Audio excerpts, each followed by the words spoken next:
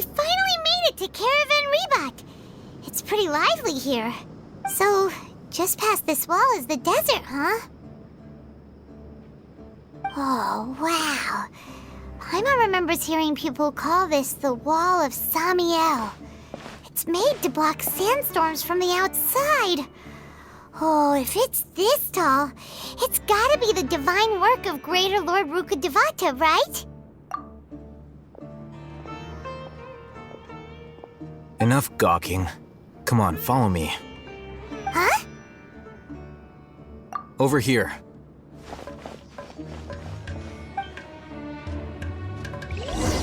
Oh, Haytham went that way! Let's hurry up and follow him. Wonder what he's up to.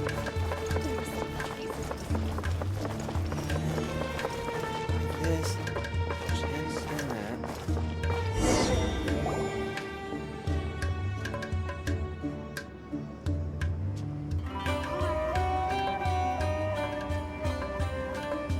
What the? Where did she go? How did we lose them? They were just here a second ago. More Eremite mercenaries? Who are they working for this time? Anyway, Traveler, it seems like we were being followed again. You were too careless.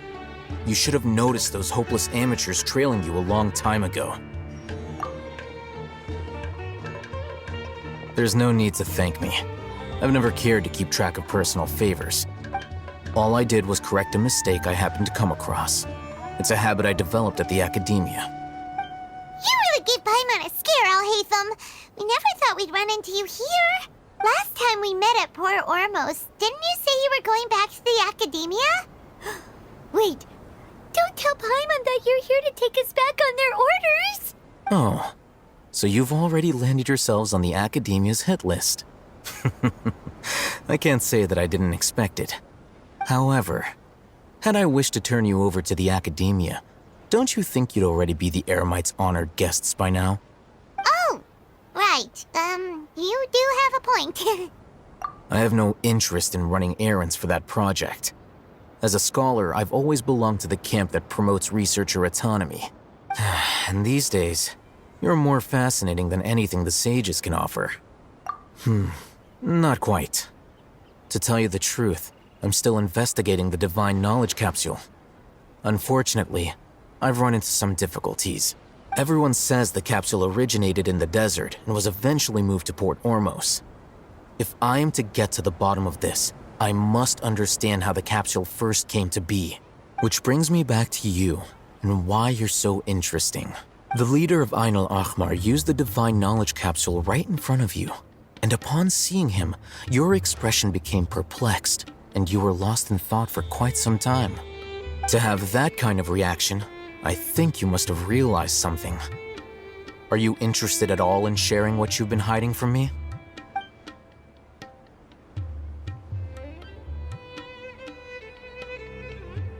Al-Haytham, you really have a ridiculous eye for detail. What kind of person even notices or remembers stuff like that? So that's your answer. Well, I do work for the academia after all. So considering that, it is indeed wise to keep your cards close to your chest. But that does prove you do have some undisclosed information about the Divine Knowledge Capsule. Am I right? No matter. Rather than simply learning the answers from you, I'd still prefer to investigate on my own. Speaking of, you two are also headed to the desert? That's right! We have the same plan as you! But we don't really have any concrete goals at the moment. Then I'd suggest starting with Aru Village. It's the largest settlement in the desert, so it'll probably have more resources and intel than anywhere else. Well, would you like to head there together? It's always better to travel with someone you know. Let's go! Before us lies Aru Village, the safe haven of the desert folk. Whoa, this landscape is really something else. What a cool place! Let's go check it out!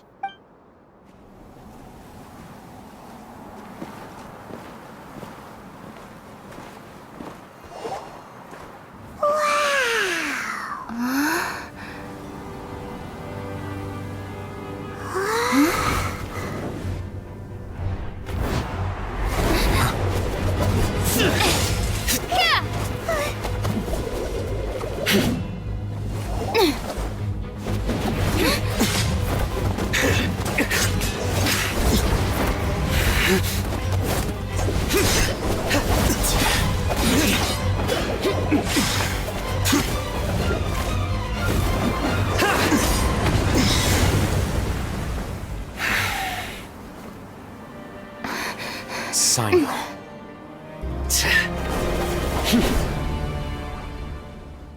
Unless my memory fails me, we have barely spoken 2 words to each other before now at the Academia. Would you care to enlighten me as to when and how I invited the General Mahamatra's wrath?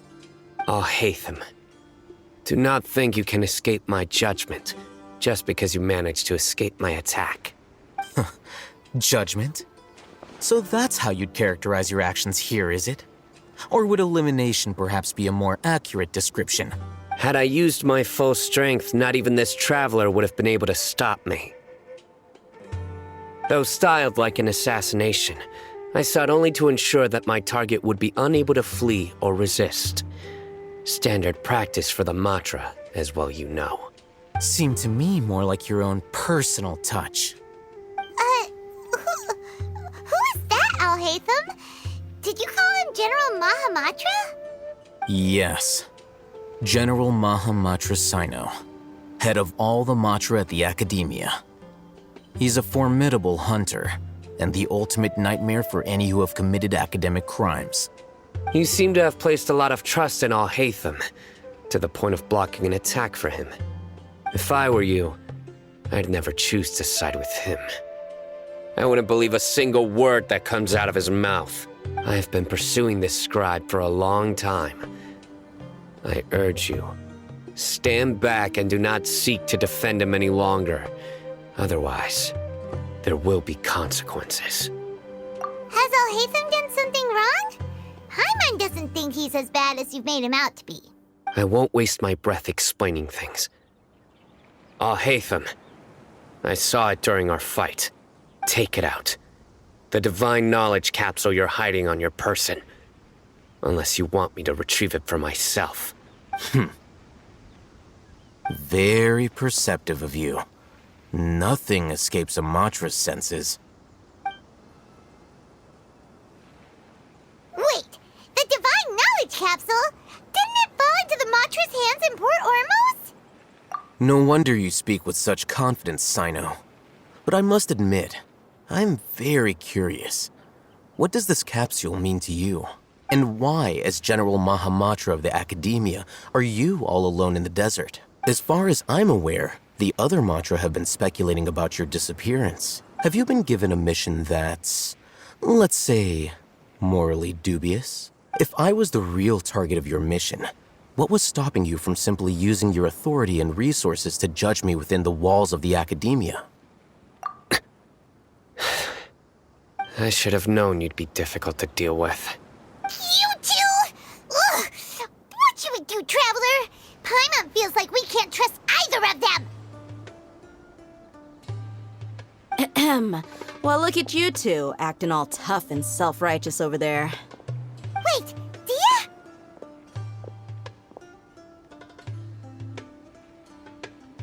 Great! Finally, someone that we can trust! You gotta help us out here, otherwise these two are gonna start fighting again! Yeah, sure looks that way. 2 giants from the Academia duking it out once and for all. Not something you get to see every day, that's for sure. Listen, I know you academic types love to fill up your big brains with self-righteous morality and lord your empty rules and virtues over each other. But how dare you bring your petty disputes into the safe haven of Aru Village? It seems like someone's gonna have to beat some sense into your thick skulls until you finally learn to respect these grounds.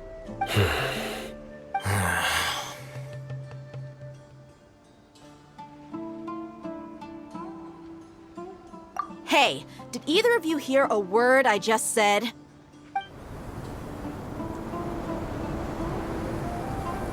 Whoa, what's going on? The wind's so strong! Is this a sandstorm? Paimon's gonna get blown away! Another sandstorm? What's up with these recently? Hey! All of you, over here, quickly! We have to take cover! Someone's calling for us! Oh, this wind is too strong! Let's get over there! That sounded like Candace. Come on, you two. Jeez, are all of you academia folks such hard work? Move it! All right, stop yelling.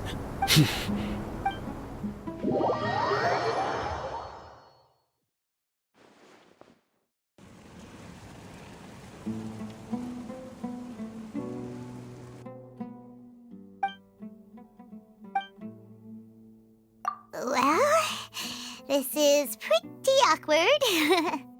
Hey, wanna play sardines with 3 people who wanna tear each other limb from limb? Sure, why not? Sounds fun. The air is so thick and heavy. Paimon can hardly keep floating anymore. My sincere apologies, everyone. This is the home of our village chief. I will have to ask you to make do with this small room until the sandstorm dies down. Please, let me introduce myself. I am Candace, protector of Aru village. Our savior has come at last! Nice to meet you, Candace. The name's Paimon. Thank you so much for helping us. There's no need to thank me. It's only right to help each other when the weather gets rough. Wow, she's so gentle and caring, like a nice older sister. Unlike those guys over there. All right, now that we're all better acquainted, we should return to the topic at hand. As a guardian charged with the responsibility to protect my fellow villagers from harm, I was observing your conflict from afar, even before the sandstorm started. And now that you have set foot within our village itself, it is all the more my responsibility to make absolutely sure that you pose no threat whatsoever to us. So please, have an honest and sincere conversation with one another and put your hostile feelings to rest. If anyone dares to start anything again while they are under this roof, I will not hesitate to send them out for some quality time with the creatures of the sandstorm. Oh, on second thought, Paimon may have misjudged Candace's character. And that goes for you too, Miss Dia. Do I make myself clear? All right, we got it, Candace. That's what I like to hear. So, which of you will begin? I was supposed to be a mediator, but I might have gotten a little too involved just now. Anyway, one of those two should probably start talking. Wait, that was you trying to be a mediator? I have nothing to hide, so there's no shame in explaining myself. While Al-Haytham wasn't wrong about the other Matra not knowing my whereabouts, it's not because I've been assigned a morally dubious mission. Rather, I've chosen to exile myself. Huh? Exile yourself? A little while ago, I discovered that there was data missing in the Academia's project planning and development files. What little they did report clearly did not match the project's actual progress. As General Mahamatra, I had the responsibility and authority to request an audit. However, to my surprise, the person responsible for the erroneous data was none other than Grand Sage Azar himself. I tried to investigate the issue myself before submitting a formal audit request, but I soon found that all leads and potential pieces of incriminating evidence were carefully concealed from me. I began to realize that they were cautious of me from the very beginning. Unsurprisingly, the Grand Sage rejected my audit request as soon as the submission reached his desk. He even said to me, "The power of the General Mahamatra is granted by the sages. You have no right to judge us." So they really are up to no good. I realized then that to the Grand Sage, the Matra are nothing more than tools for the sages to assert and maintain their control over knowledge.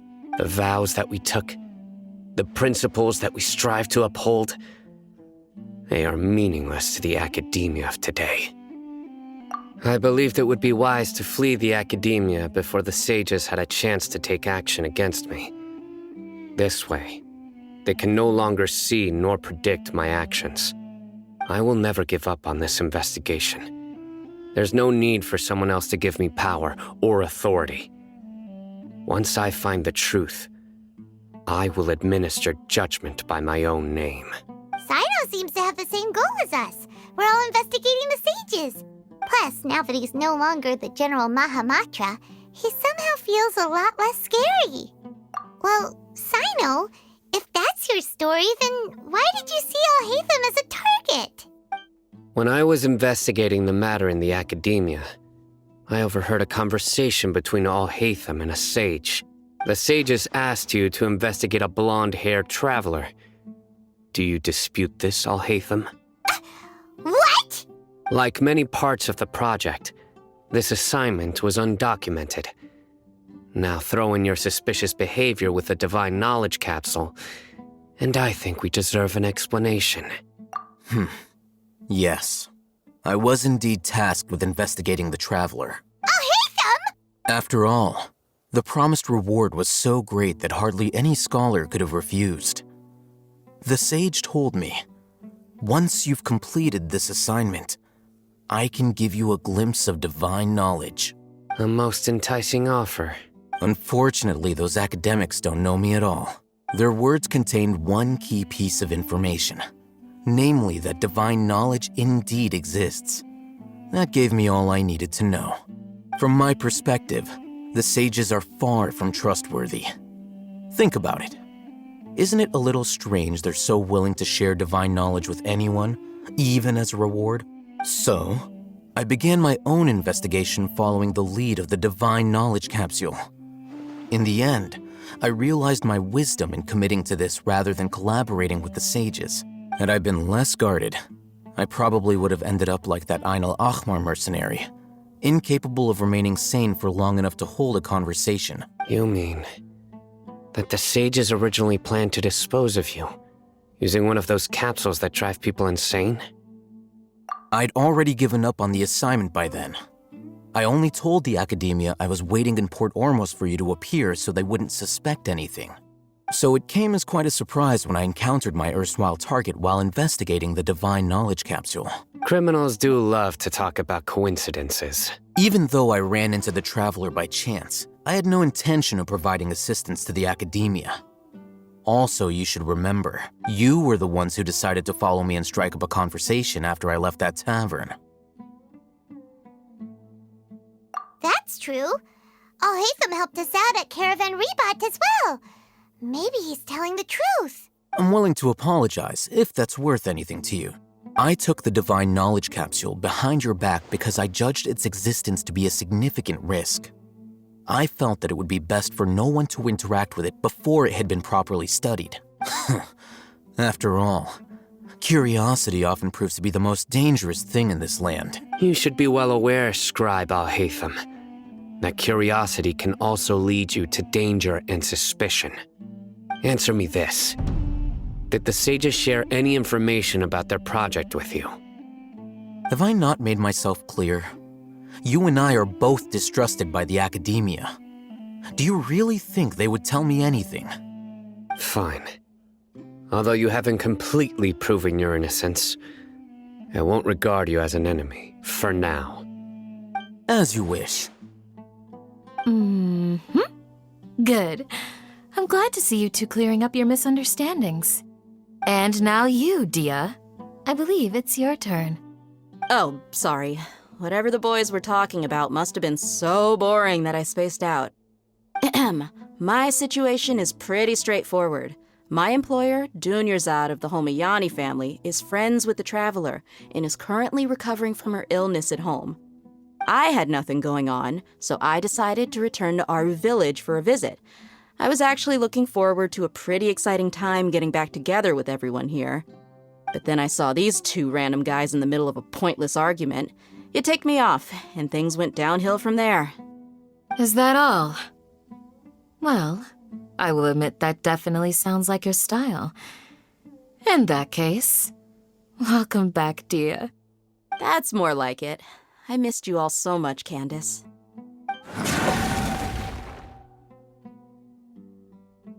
Whoa! What was that sound? No need to worry. Now that you're no longer at each other's throats, please make yourselves at home. I'll take a quick trip outside to clear out some of those creatures in the sandstorm. Creatures? In the sandstorm? Are you sure you don't want some backup? Fighting in a sandstorm is not for the faint-hearted. Anyone without extensive training in these conditions is at a disadvantage. You needn't worry. Yeah, just leave them to Candace. Don't worry, she's as tough as they come.